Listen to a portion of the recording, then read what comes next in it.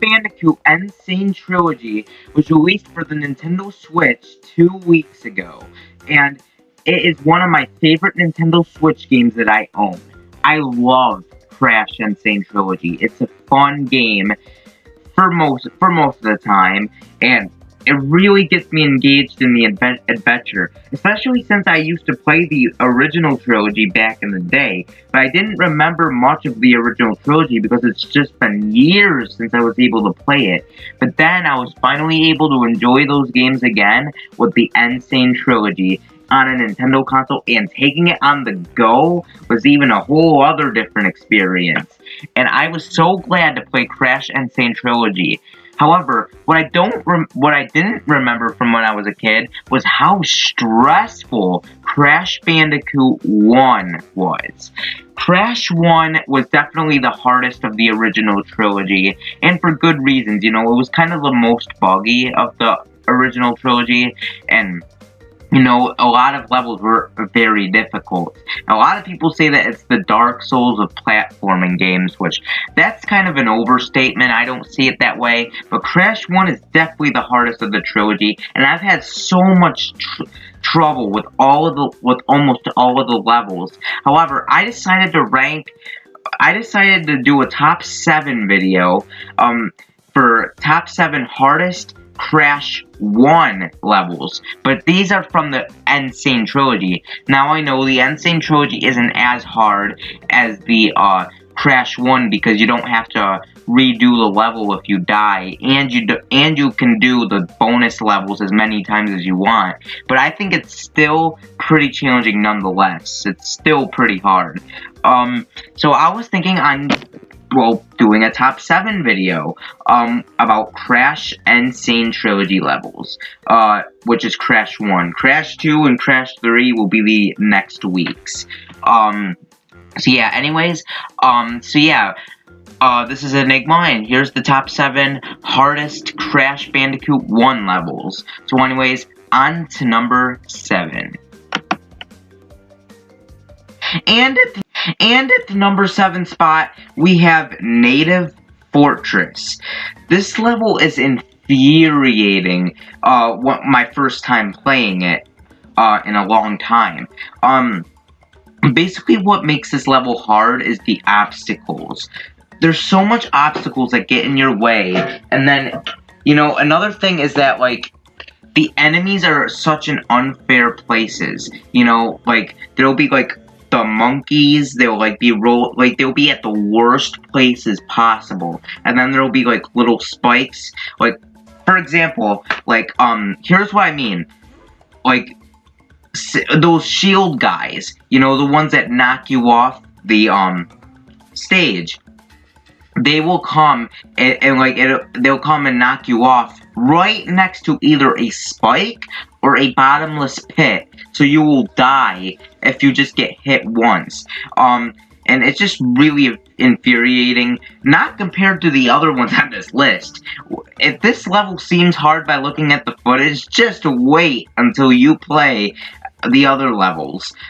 This level is nothing compared to the other levels, but Native Fortress was definitely infuriating, and it's kind of weird how this was in the first island, which is basically the first world of the game, first island, and it was really hard. I did not think it belonged in the first island, but yeah, Native Fortress was very difficult, but I got through it by going to a Tawna level. Tawna levels are really helpful because, you know, you can get a lot of lives from doing them. And it's not compared to Crash 1, where you could, like the original game, where you could only do it once and that's it. You could only try once. This time you can try as many times as you want, so it was a lot easier going through this level than I remembered. So yeah, Native Fortress, definitely one of the harder levels in the game in my opinion. But anyways, on to number 6. At the number 6 spot, we actually have a tie between 2 levels. The Road to Nowhere and High Road. These levels are tied because, well, they're basically the same thing. They're still the bridge level. Like, they still have the bridge design. The bridge levels are so frustrating. What makes it hard is basically you need to time your jumps. You need to time your jumps accurately. It cannot be it can't be too late, and it can't be too early. It's got to be on point. And if you don't do it on point, then you're gonna die. And it was really frustrating getting through those bridge levels. They were really struggling. I don't even remember what helped me. I guess it was just mainly luck. This level is a huge step up in difficulty compared to number 7. Road to Nowhere and High Road are definitely some of the harder levels of the game. And not only that, like, you just need to time your jumps accurately.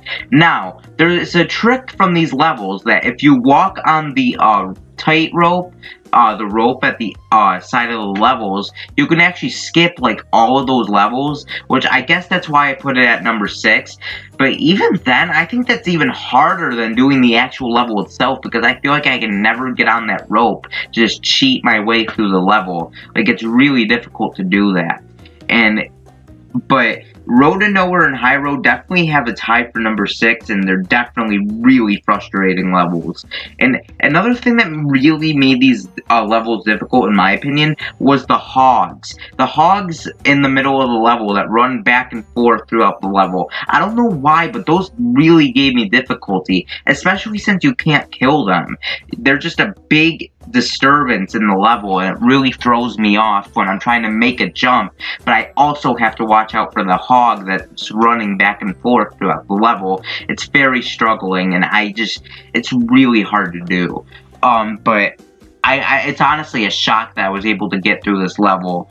I was really shocked that I was able to do those 2 levels. Like, those were really hard. And then when I had to do the high road, I was like, oh my god, not one of these levels again. I wanted to kill myself, but I managed to make it through that level as well, so I'm all good. I never have to do those levels again.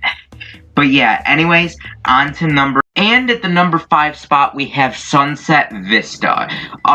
What makes this level hard is it's one of those levels where you have to climb up to the top and make your way to the top.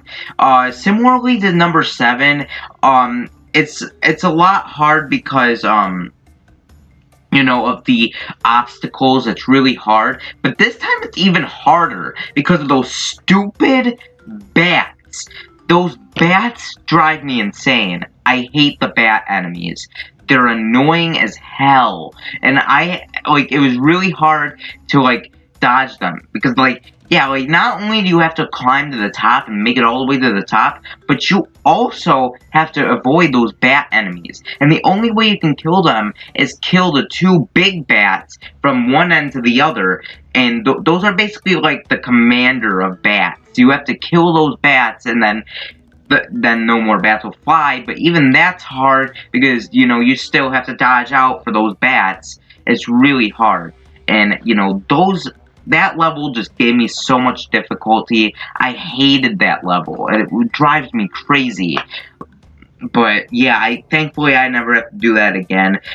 Like with number 7, what really helped me out was the Tawna levels.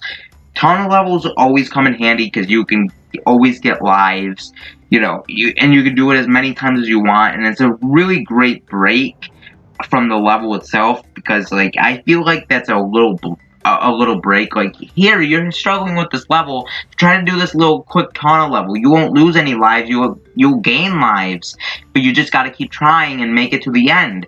And it really helps me out with those Tawna levels, and it just, Sunset Vista definitely was a very struggling level, very frustrating. I'm glad I never have to do that level again. But, anyways, on to number 4. At the number 4 spot, we have the Lost City. This level was very similar to Sunset Vista, except I just feel like this one's just a tad bit harder. There's not really much else to say. It's just it's a harder version of Sunset Vista, in my opinion. I really did not like the Lost City at all. It was very struggling, basically for the same reasons that Sunset Vista, but those bats were like, there's like a bat at like every single part of the level. It got irritating and obnoxious at the end, and it really just broke the entire level for me. Like, that was one of the big reasons why I absolutely despised this level, because of those stupid bats. But thankfully, I'm done with the level. Just like with Sunset Vista, what really helped me was the Tawna levels. But other than that, the Lost City was a pain in the ass. I hated that level. But anyways, on to number 3. At the number 3 spot, we have The Lab. Oh my god, I hated this level. Now, I will admit, this level was actually pretty cool when I first played it. It took place in a lab, you know, you get to control all these, these special crates, and they can, like, perform a certain task. You know, one crate you spin into will, one metal crate you spin into will make a platform appear, or will open a door. So I thought that was a really cool mechanic. But they went way too far with that mechanic, and it just made it so obnoxious. Because you have to open the door and the platform as quickly as possible, and you have to open them in a certain order. So you have to open the door first or the platform first, and and they disappear really quickly. The door will shut really quickly, and the platform will appear like almost immediately. So it's like almost impossible to make it through the level because of how quick the tasks end. Like, I counted actually how many seconds it takes until something happens. And like, I opened a door and I counted, and the door shut when I was at 3 seconds. So you only have 3 seconds to make it across that door or a platform, and it was really hard. And the last part of the level where like we're in the last room, it was definitely the hardest. So once I got down the pattern, once I started to understand the pattern of the level at the beginning, the ending was, it came to the point where only the ending was the one that was struggling for me the most. So then each time I died and got a game over, I had to keep going back to stuff that I've already done a million times that I'm able to do now, and I have to do this again and try to make it across again. And one time I was lucky and finally made it across. Finally, it took so long to do, and this level was just so time consuming, and it was so gimmicky. That's the best word to describe this level. It's just gimmicky. It's really hard and frustrating. It's actually really infuriating, actually. It's really tough, and I hated this level so much, but I'm glad that it's over. The level seemed cool when I first started. Like, oh my god, this actually looks pretty cool. It definitely did not turn out what I expected it to be. It was very infuriating. So I'm glad that that level was over, because, like, thank god. But anyways, let's go on to number 2. And at the number 2 spot, we have Slippery Climb. Oh my god. If number 1 did not exist, well, it did at one point, hint for number 1, actually, Slippery Climb would have been the hardest level, but there's just one more after this that was even harder than this piece of crap. So, Slippery Climb, it may not seem hard when you first look at it, okay? It really doesn't. It seems like just one of those climbing levels, you know, the hardest levels of the entire Crash 1. But it's beyond that. It takes Native Fortress, the Lost City, and Sunset Vista, and combines them into one level. The obstacles are terrible in this level. You know, the stair things, like the ones that, like, okay, now it's a slide, but now it's a stairs. Those were very frustrating. And I how quick and how precise you have to be in these levels. You have to be extremely precise, or else you will not make it past this level. And to be honest, it's honestly a shock that I was able to make it through this level. It was definitely a really challenging level. I can't believe I actually made it across the entire thing. I was so relieved when I finished this level. There's like spikes, there's stairs, there's a lot of things in this level that could just throw you off. And another thing that I forgot to mention, or really any level on this list, is that there's a lot of things in the game that kind of messes with your head. Like, you know, you feel like you're gonna, like, for example, you feel like you're gonna make this jump. Like, you know, if you jump at this time, you feel like you're gonna make it. And sometimes it just doesn't happen. You don't make a jump. Or, like, it messes with your head. Like, am I really gonna make this jump if I do this? And sometimes it does happen. Like, you gotta, like, it's really troubling.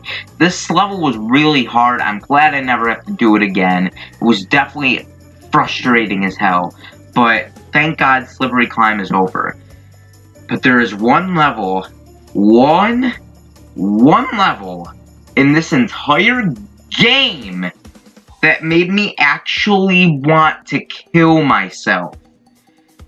So anyways, without further ado, let's go on to at the number 1 spot. We have a level that was not in Crash 1. It was DLC for the PS4 version, but it came with the game in the Nintendo Switch and Xbox.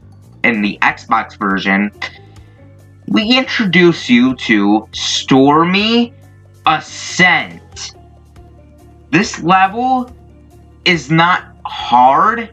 It's really hard.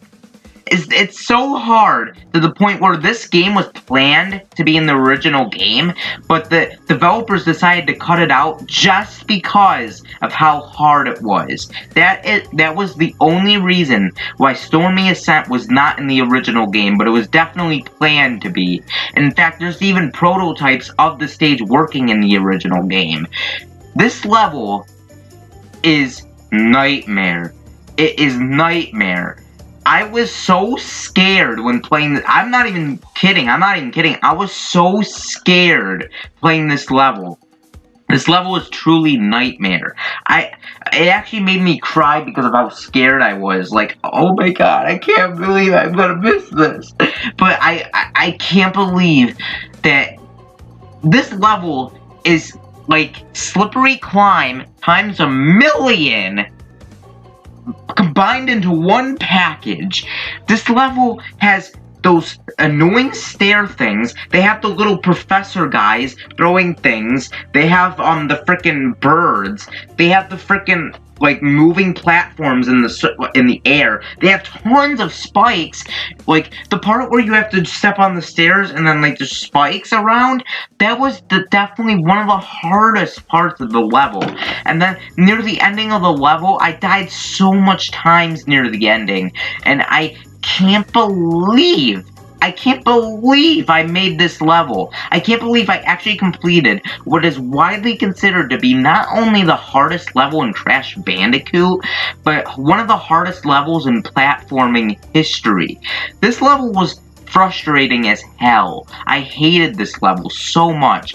This level was nightmare.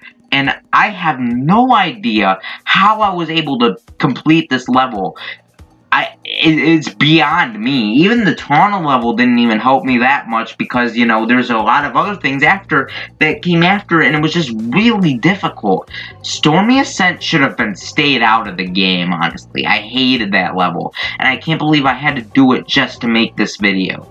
If I was not making a video like this, I probably would not even do Stormy Ascent. I'd be like, nah, I'm not even bothering with that. But since I wanted to make a video like this, I'm like, oh, I gotta beat Stormy Ascent. And I did, and it was definitely nightmare, and I hated every part of it. Like, the level starts out easy, too. It actually really did start out easy, and then, like, literally, like, a minute into playing the level, it already amped up into difficulty by 1,000,000. Like, it's a really hard level. I understand why they cut it. It was definitely a really challenging level, and I hated every part of it. And I'm glad that it's finally over. So anyways, what is your opinion on the hardest Crash Bandicoot levels? Only talk about Crash 1. I will be talking about Crash 2 and 3 in a separate video, so stay tuned for that. Anyways, let me know in the comments down below what Crash Bandicoot 1 levels you've struggled with. Anyways, this has been Enigma, and peace. See you next time. See you next time.